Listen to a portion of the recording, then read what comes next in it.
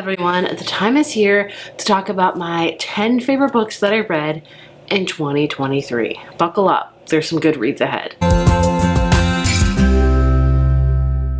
This year was a great reading year for me. I believe I read 90 books and I read a lot of really good ones. So much so that my top 5 could be interchangeable with each other. Like, I don't know if I have a definitive favorite this year because I have read so many that I truly love. So I'm gonna stop blabbing. I'm gonna get onto if I have any reviews or vlogs of these books, I will leave them down below. Honorable mentions before I get into my top 10 because I think that's important. I had more than 10 favorites this year and I like sticking to my 10, but I also like acknowledging the ones that you know, just didn't make the cut, were just barely, you know. I'd like to mention the ones that almost made the cut. They were just barely off of it, if that makes any sense. So first honorable mention, we have My Darling Girl by Jennifer McMahon. I love this book. It's a horror book. It's a book about a character named Allison. Allison had a very tumultuous childhood. Her mother was very verbally abusive. It just wasn't really good. And so she kind of lost contact with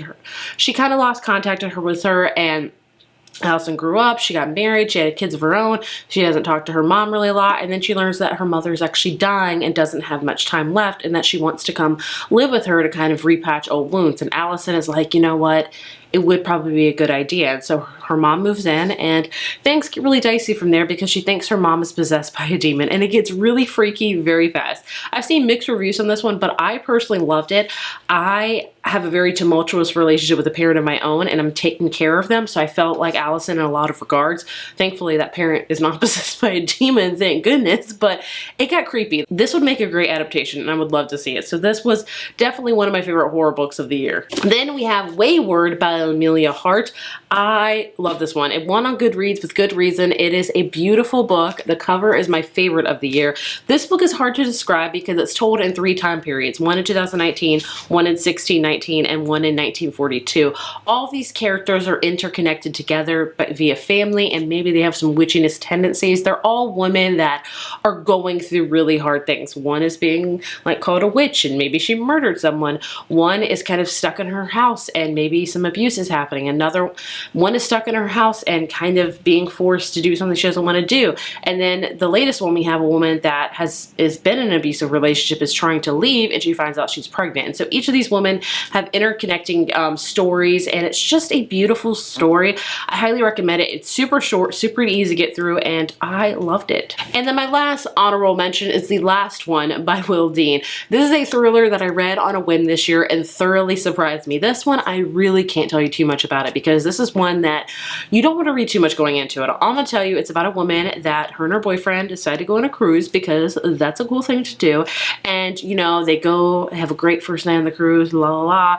She wakes up the next day, everyone is gone from the cruise but her. Like, the cruise is totally empty and she's like, what the crap?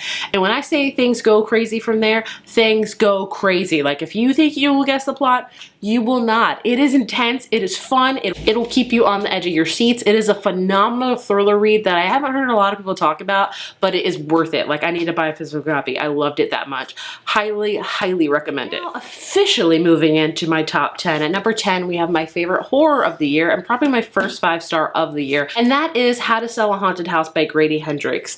This book surprised me in a multitude of reasons. This is not the first 5-star I've given to Grady Hendrix. My favorite of his still remains My Best Friend's Exorcism. If you don't know, he writes a lot of kind of campy horror, I would say. It's horror, but it's not super scary. It's a lot of satire. It's also a lot of like grotesque kind of stuff. This one, man, this one got me though. So this is about a girl named Louise who finds out her parents died and they lived in South Carolina, so she has to go home to kind of deal with things, and she meets her much younger brother there, and they have a very tumultuous relationship. She's always kind of the big older sister that does everything, and he kind of slacks off, and they want to sell the house, and they learn it may be haunted because their mom was a Christian puppeteer. Like, she made all these puppets, and maybe one of them has come to life, and it gets freaking bananas from there. This could again be a great adaptation of a movie because it was just crazy. I think what got me with this book is the fact that it had me crying on one page because of the brother-sister relationship, which was also very relevant to my life. This year in particular, I read a lot of books that felt very akin to my life, which sometimes I don't do very well with those because everybody's life is stressful enough. So, you know, when you read books that's kind of similar to yours, you're like, But this one, man, it got me with the brother and sister relationship and how tumultuous it was, while also being petrified the next page. Like, it was really good.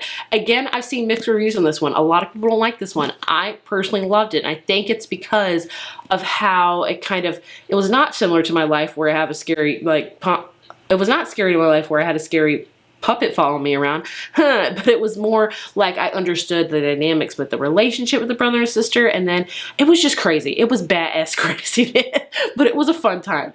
A scary but fun and emotional time. I loved it. Moving into my number 9 spot is a fantasy, and that is Legends and Lattes by Travis Baldree. This book came out last year, I believe, and I didn't get on the hype train, and then I did this year, and I loved it. This is a cozy fantasy. If you're looking for a lot of action, a lot of plot, this is not the book for you. But if you're looking for a good cozy time, step on in, my friend. This book will do you just right. This is about a character named Viv, who is a bounty hunter. But she's tired of it, you know? She wants to hang up her sword. She wants to be done with the bloodshed. Chick wants to open up a coffee shop. Good for her.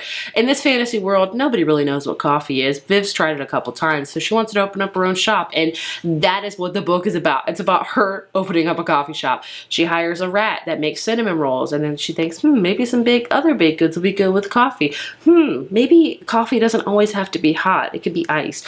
Maybe we can have live music in here and have good discussions. You know, it's like all normal coffee shop stuff that you and I see, but Viv doesn't know, and it's just so warm and wholesome. Again, if you're looking for a lot of plot, a lot of action, don't look for this book. But if you want a cozy, sweet time, a book about coffee and an orc open up a coffee shop, like, this book will be amazing. Trust me, I loved it. Then I have In a Jam by Kate Canterbury. This was a Kindle Unlimited book that I read on a whim. I was trying to read more Kindle Unlimited books this year because I thought, why not? So I picked this one up thinking it would be okay. I loved it. Don't hear enough people talk about it. Have no clue why, because it was amazing. It follows 2 characters, Shay and Noah. At the beginning of this book, Shay's fiance calls off the wedding, and so she's like, crap, I don't know what I'm gonna do with my life. Well, I don't know what to do. And then she learns like her great aunt or like grandmother or something left her tulip farm, and Shay's like, okay, I guess I can move into a tulip farm. The only thing is she has to be married within a year to keep this tulip farm. I don't know where these rules that exist for these like different wills and stuff come into be. Like, I don't know why we haven't written that out. Like, they have to be married and with 1 child. Like, you know, but either way, in comes our neighboring farm guy, Noah, who Shay has known since high school and who Noah has been in love with Shay ever since. Noah is a guardian. Noah is the legal guardian to his niece, who is really young and very fun. And basically they strike up a deal and they get married to kind of, you know, do the tulip farm thing. And it is so freaking precious. It is a long book and you would think you would get bored with it, but I didn't, because anytime a romance is longer than like 400 pages, I'm like, this is way too much. But man, I love this one. It was steamy. It was cute romance. It had a great like family relationship. I ate this jank up and I wish more people would as well. Moving into the hype train. Ticket for number 1 here. We have Fourth Wing, of course, by Rebecca Yarros. If you haven't heard of this book, I guess you've been under a rock for the past year. This book literally, and I mean literally, figuratively, all the T's blew up on TikTok. Like, if you didn't see it, it's like good for you, because I don't know how you didn't see it.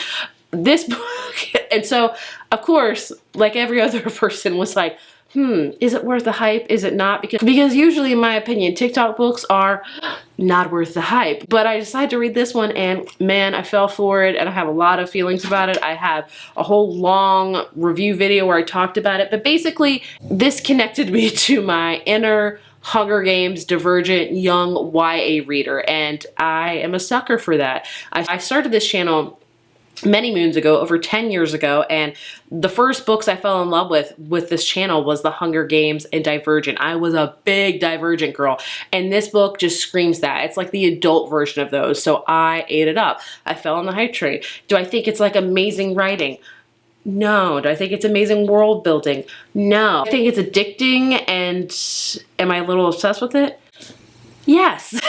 But either way, if you don't know about this book, it's about a character named Violet. They live in this fantasy world where she goes to this war college. She's been studying to be this librarian, and then her mom, on like the last day before graduating, is like, just kidding, you're not going to be a librarian, you're going to be a dragon runner. Violet's like, crap, like that's not good because a lot of people die. You have to go through all this testing to even see if you can be a dragon, and then when you get to it, a dragon has to pick you, and it's really fun. It's a great dragon fantasy. If you want an easy fantasy, take this from someone who's not really that good on fantasy, especially with adult fantasy. I would call this more new adult in my opinion.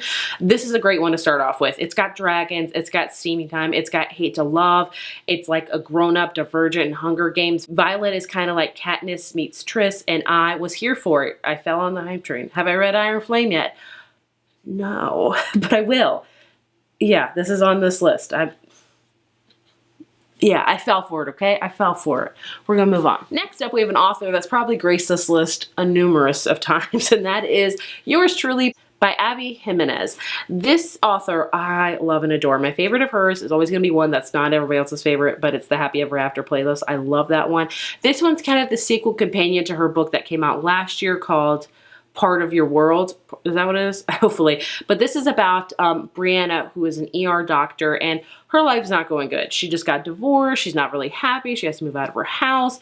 And then she learns that she is trying to be the chief of the ER, and she learns that this new guy named Dr. Jacob might come in and steal it from her. And she's like, no, I'm not going to do that. And so their first meeting does not go very well. And then she decides to write an apology letter, and they've kind of become friends from there and fake date. Jacob has social anxiety and is struggling with stuff himself with a breakup and everything. And it's just a beautiful relationship. She writes romance just so amazing. The small town vibes, the romance vibes, it's not overly steamy, but it's just overall adorable. The family, the secondary characters. If you haven't read a book by her yet, you don't know what you're missing, because they're amazing, honestly. Speaking of an author that has been on my list many, many times, probably this is the 4th time on this list, and that is Emily Henry, and we have Happy Place. This is going to be a controversial one because not everybody loves this one, but dare I say, this is my favorite Emily Henry. I know. If you're shocked, I know. Again, remember when I was talking about books that kind of feel akin to my life? This book hit the nail on the head for me. This is about 2 characters, Harriet and Wynne, and they have been in love for so long. They were engaged, and then at the beginning of the book, they break up. You know, things have been going really hard, and they haven't told their best friends yet because they have a very close group of friends.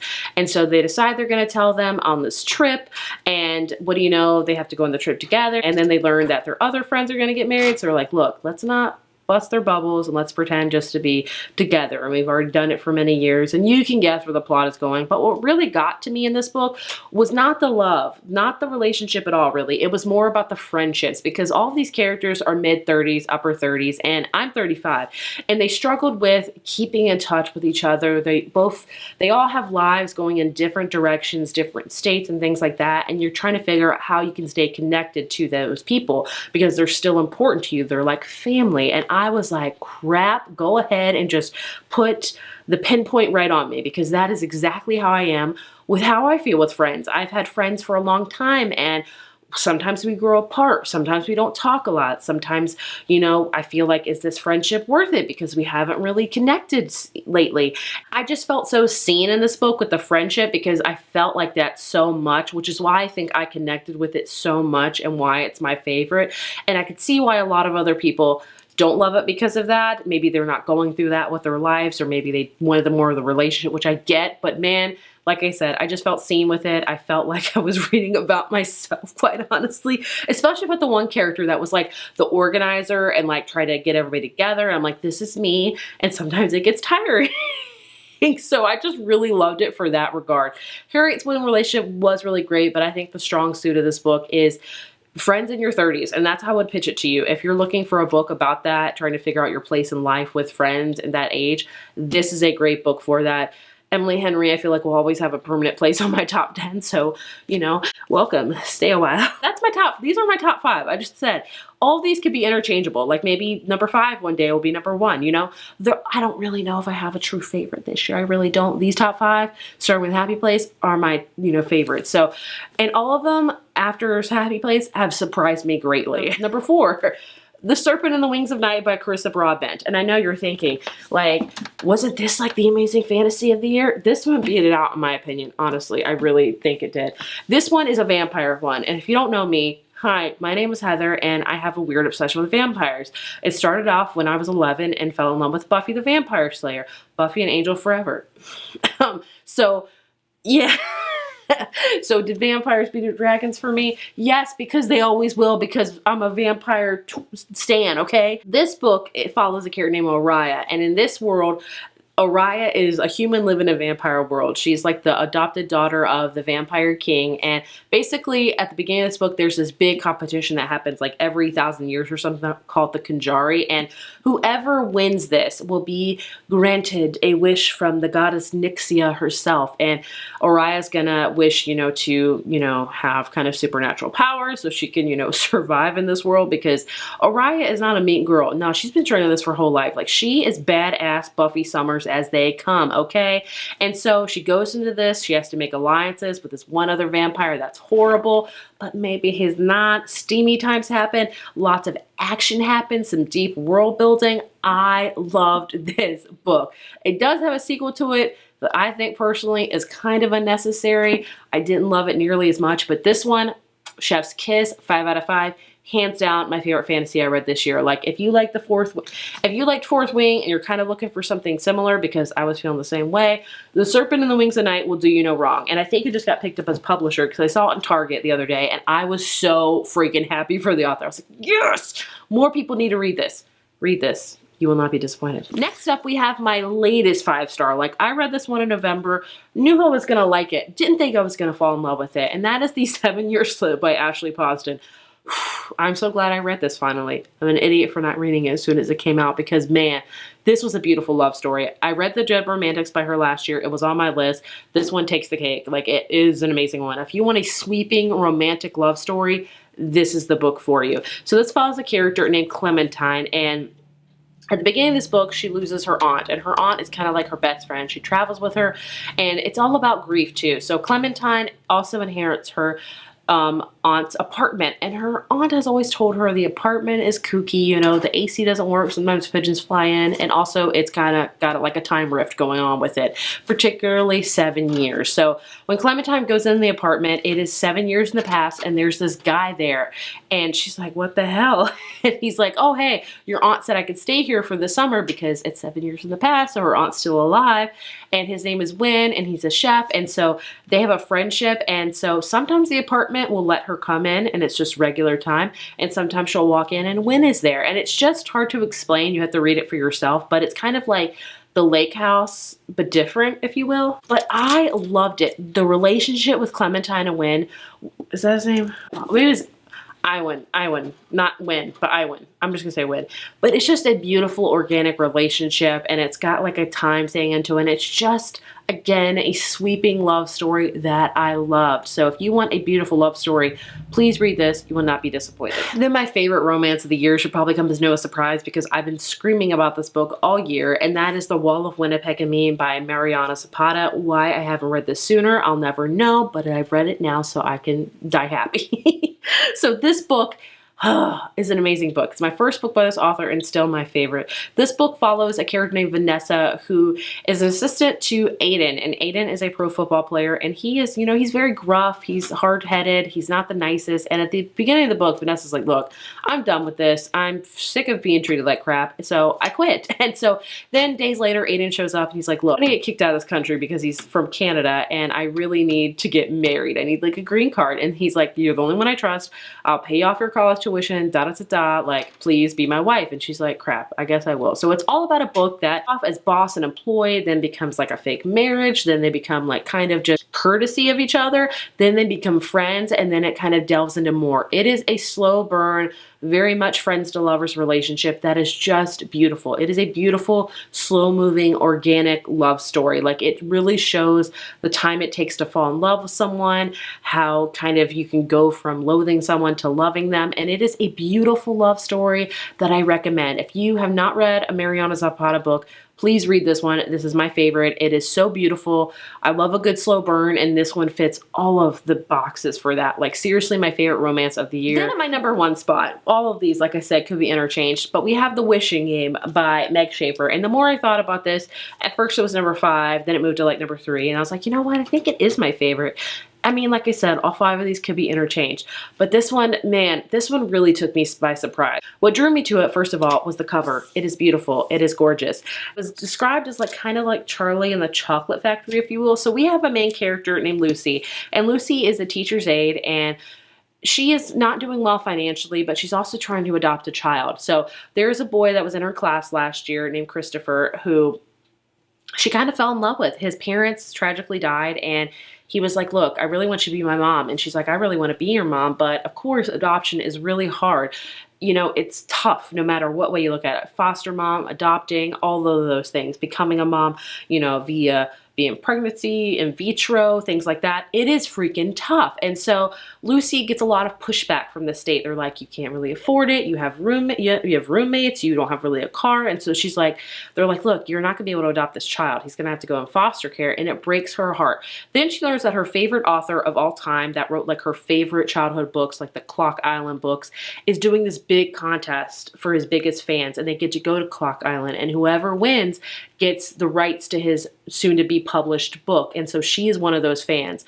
And it kind of goes, it's really not about the competition, but more about Lucy's desire to be a mom, to revisit her childhood love of like these books. And it's just, oh my gosh, it is amazing. It is a beautiful work of fiction that Lucy is my favorite character I've read this year thus far. Like, she had so much drive. She wanted to be a mom so bad and do the right thing. And it was just a beautiful book. It was very whimsical, very childhood. It reminded me of when I first started reading Harry Potter, or kind of Roald Dahl, if you will. It is just phenomenal and my favorite book of the year. Like, I never thought it would be, but here we are.